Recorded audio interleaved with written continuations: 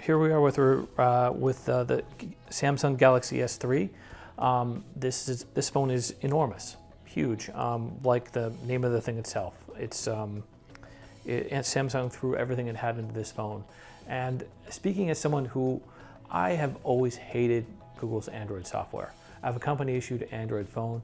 I hate it. It's junk. It isn't well put together.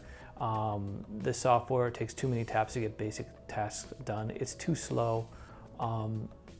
But on a bigger screen with a faster processor and a faster network, Android just works, and I am really impressed with this phone. The experience is great. Let me unlock it. And in my experience, I found it has an enormous battery. It held a charge from me during a full day of use.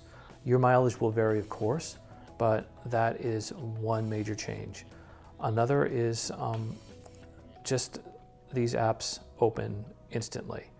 They are quick. The downloads are amazingly fast.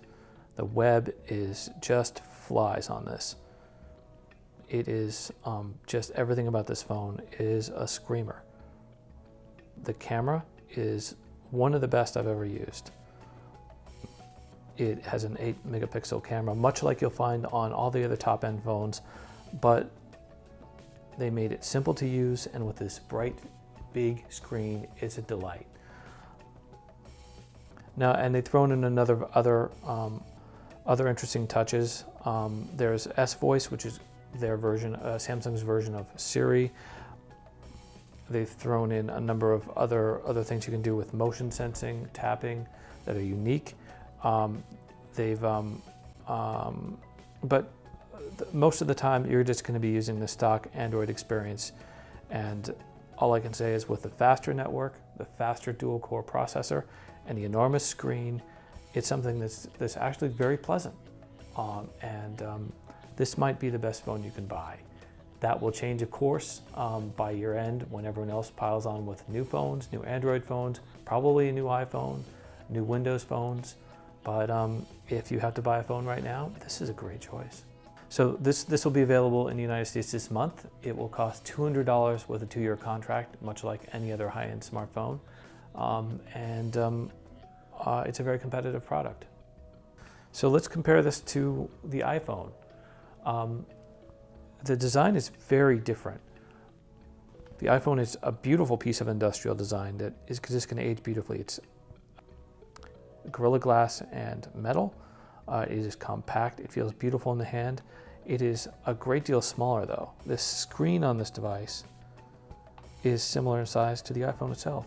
The Samsung Galaxy S3's design is very different.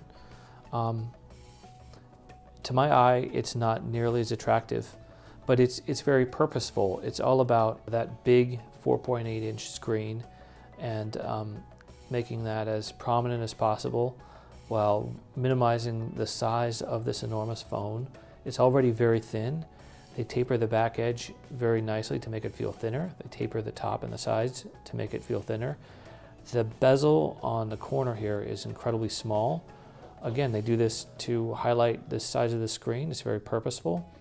So this is a phone that tries to disappear, really, and bring that big screen to the forefront. A lot of people have asked, is this better than the iPhone? It is simply because it has support for a faster network and a larger screen. I'd say the LTE alone makes it a better phone than the iPhone 4S, but that's not a fair comparison. Expect Apple, expect Nokia, expect everyone to try and match these specs and add a lot of polish. This is going to be really fun to watch between now and the end of the year. And so if you're an Android fan and your contract is up, this is a great option. If you're an Apple fan, don't fret. Your phone will come, probably sooner, maybe later.